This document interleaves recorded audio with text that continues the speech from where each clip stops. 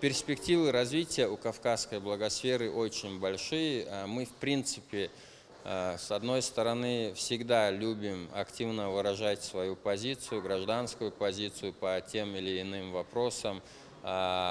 У нас есть соревновательный дух в каждом из народов Северного Кавказа, в каждой республике. Мы знаем, что каждый стремится, чтобы его регион именно преуспел, был лучше представлен.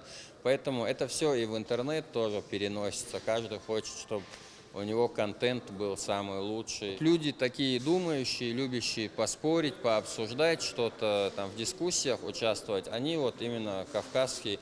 И по Дагестану это заметил, и по Осетии сейчас, и по Чечне это вижу. Люди уходят в Facebook именно. Вот та аудитория, которая раньше активно тусовалась в живом журнале, они переходят туда.